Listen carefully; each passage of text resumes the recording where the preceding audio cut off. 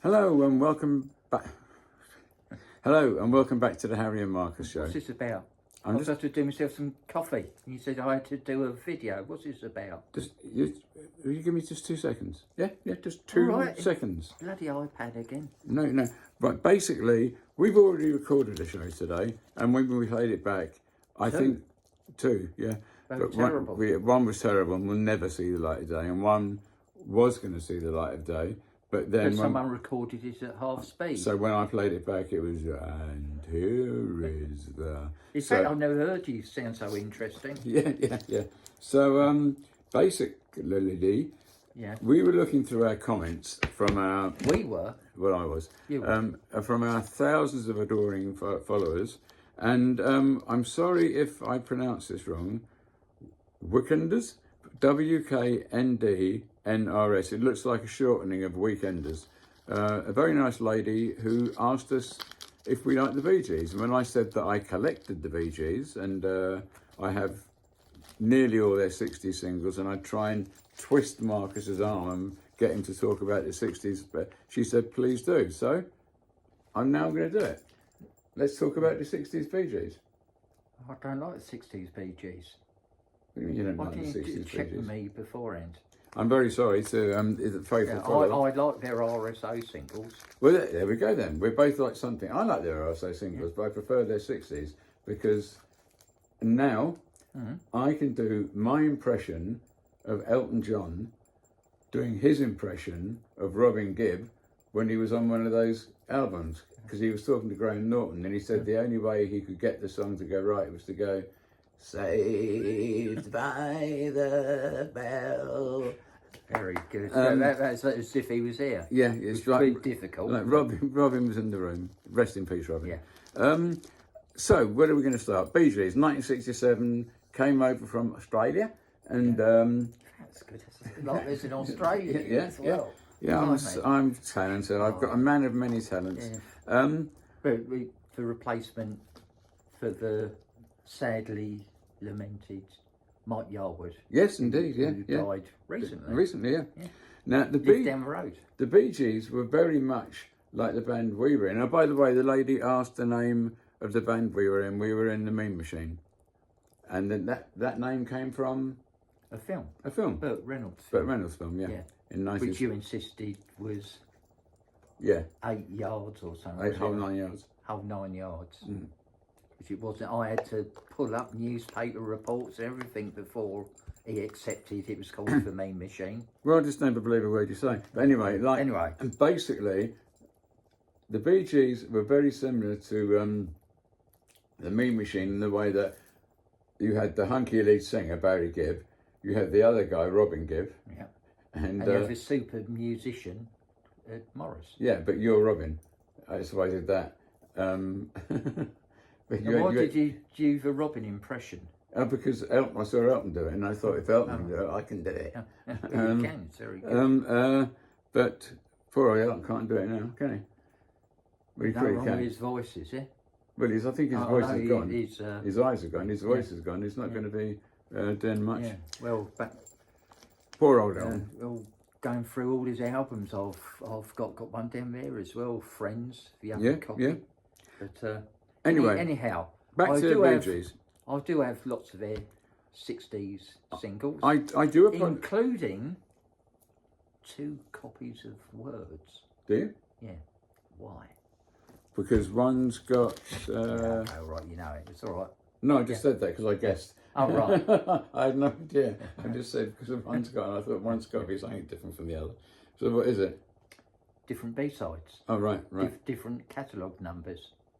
I didn't know that. I collect them. I didn't know that. There you go. Where's Discogs? So you look at Discogs, that's a problem. You look at 45 Cat, and it's all there, mate. Well... Words. One had Sir Geoffrey saved the world. Saved the world. Yeah. And the other one had Shining Ships. What labels? Polydor. Both on Polydor? Yeah. One is Polydor 56220, and the other one is Polydor 56229. Well, mine's Sir Geoffrey Saved the World, so I'll have to get the other one. Yeah. Anyway, so Can't have my one. I've got both of them. so do you know. I'll get it tomorrow from the record fair. I'm sure they'll have lots of Bee Gees. Yeah. Anyway, Bee Gees. I've got their first album. In fact, I got the album from one place. That bloke in Carl Shorten. He sold it to me without the cover because he didn't have a cover, and I got the cover from another place from South Ealing. Cool. Because he only had the cover and he had it framed. But I think I need a couple of their 60s albums. But I really like the Bee Gees. Not a cool band alike, but they've done some brilliant songs, great songwriters. And as I'm sure this lady must obviously also be a Bee Gees fan, she mentioned in her question about will we do a show about them covering other people's, and she specifically mentioned Samantha Sang. So I'm assuming That's my favourite cover version. I was going to say. I've got two. I've got the promo and the blue private stock. I need the brown private stock. And when I buy it on Discogs, they keep sending me the blue private stock. And you get very upset about it. I do. I come over here I just sometimes. want a brown private stock. But Simple thing, they advertise it as a brown. it should be stock. it should be an easy gig because in the 80s they were writing for everyone. But off the top of your head, can you name 5 hits that they wrote for other people? Hits. Yeah. Samantha Sang, Yeah. Diana Ross, Yeah. Barbara Streisand, Yeah. Kenny Rogers and Yeah. Dolly. Yeah. Islands in the Stream. Mm-hmm. And the other one, Clap Your Hands by Lulu. That was only Morris. That was only Morris. Oh, right. What a talent. What a talent. yeah. And if you've never seen Clap Your Hands by Lulu, YouTube it. It's on YouTube. Yeah. Top of the Pops performance. Lulu and her husband Morris. Lulu album down there, actually. Yeah. But we're not on Lulu. That's Doris Day. I was just saying. Yeah. We're on. Yeah. Is that Lulu? No, it's just Doris Day. Yeah. Yeah. Basically, yeah. Now, I personally really like. What's your favourite Polydor? My favourite Polydor song must be. There's two for two different reasons. Okay. One is 1st of May because I remember the 1st of May. Yeah, no, I brought that 1974, so I was 17, and John had just moved in with us, and he was literally unpacking his stuff. And you're trying to put it in his 8-track player. Yeah. Play it. I was playing it on you wonder, what the hell is this? And I don't know why I was playing it, but and it wasn't the only record I owned at that point, but I just kept playing. I must have just bought it that day, and I played it about 3 or 4 times. So it reminds me of him moving in. And my all-time favourite, I know. That's it. That's me, because that's when John moved in on the 1st of May. No, he moved in August. Oh, but I know to you, it's the 1st of May. Every day is the 1st of May. Yeah. I'm now going to show my dexterity, even though I've got tingling hands, and go like that, catch the bottle and drink it. Anyway, what is the other one then? I was just going to say it's one that you will think is done better by someone else, but it's How Can You Mend a Broken Heart? Oh, well, Al Green. Yeah, but I prefer the Bee Gees. Yeah, well, you like the Bee Gees. Yeah. But very difficult to get, if I recall. Yes, I had to find it for you. Yeah. I bought it with a couple of other singles. Yeah, you did. It? You did indeed. Yeah. Yeah. So a couple of obscure ones. Now, I prefer the RSO ones. Oh yeah. Now, before we go any further, if WKND NRS Weekender we'll call you Weekender just because it's easier. If Weekender is watching this, you obviously like the Bee Gees. Please leave a comment on what your favourite Polydor single is and what your favourite later, like disco RSO single is. I've said my favourite Polydor one. I forget 1st of May because I haven't even got that on Polydor. I've got it on Atco, or I did have in those days. I think I've got it on Polydor now. My favourite one is How Can You Mend a Broken Heart? What's your favourite Polydor single? Oh, Polydor single? Yeah, we're going to both say an RSO and a Polydor. None of them. None. You don't like any of them? You don't even like New York Mindy Disaster? No. You Ebenezer. I've got them all. Okay. Out of all the singles that you hate by the Bee Gees in the 1960s, which one do you hate the least? Run to Me, I suppose. That's a good single. Now, what's wrong with it? It's a great single. I can remember that single at school. I can remember being punched from one side of the playground to the other.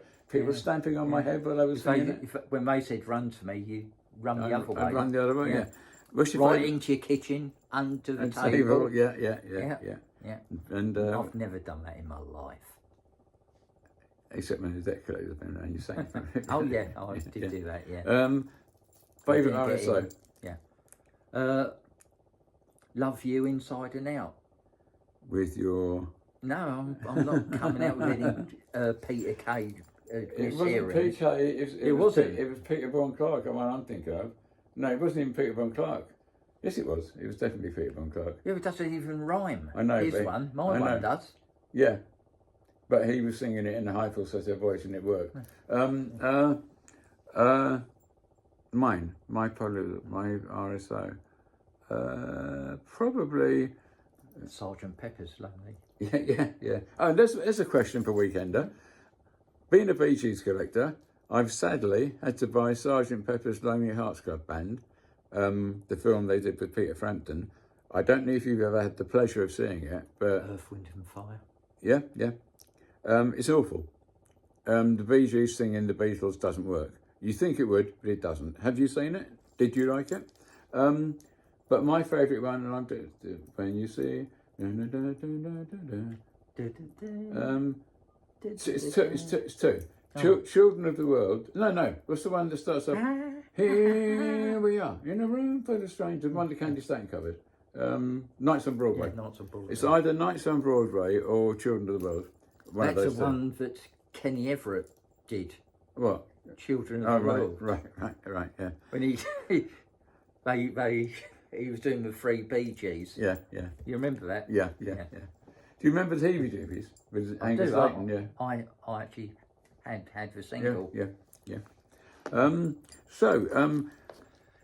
That's a bit of a mishmash, and it was a mishmash where we were throwing together things, but I suppose basically I've got 20 Bee Gees. I can't tell you how many I've got because I'm not signed in on Discogs on this, and I can't go into that. But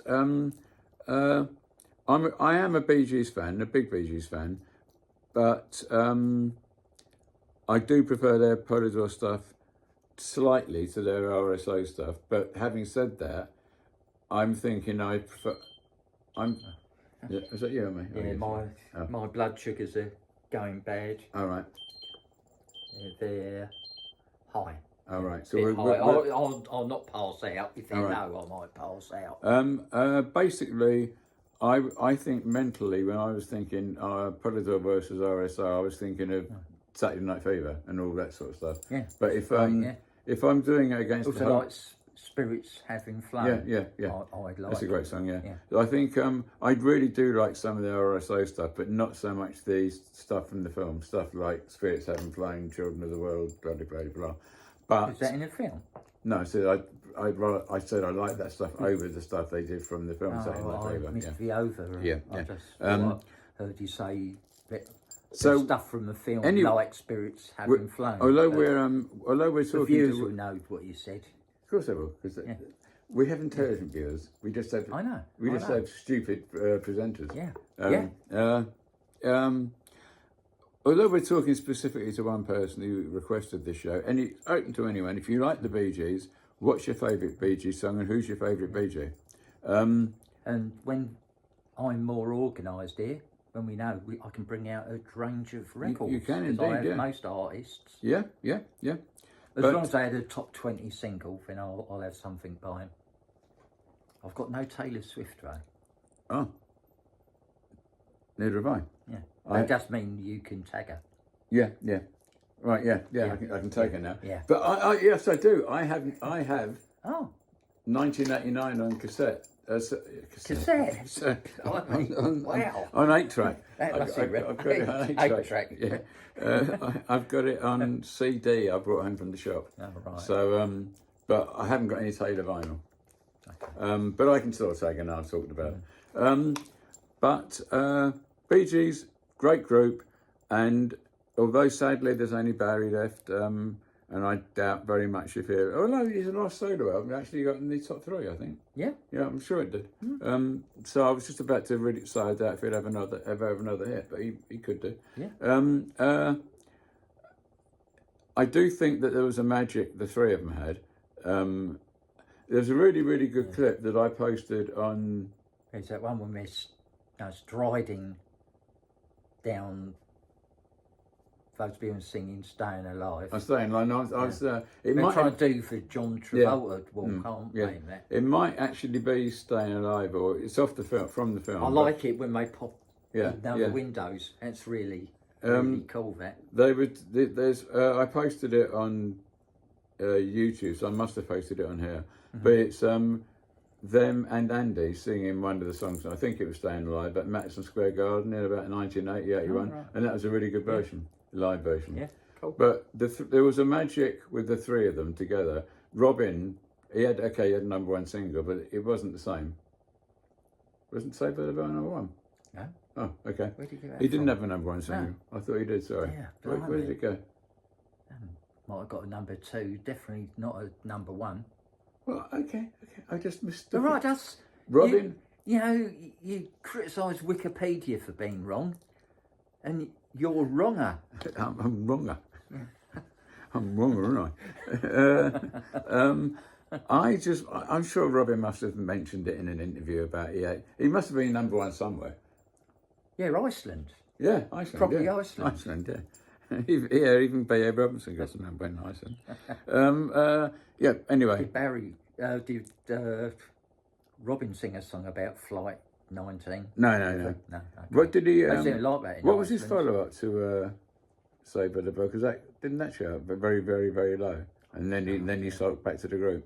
But as a segue back to what we were talking about earlier, Yeah. first song they wrote when they got back, first two songs they wrote when they got back together were Lonely Days and How Do You Mend a Broken Heart. First day they got back together. And both great songs.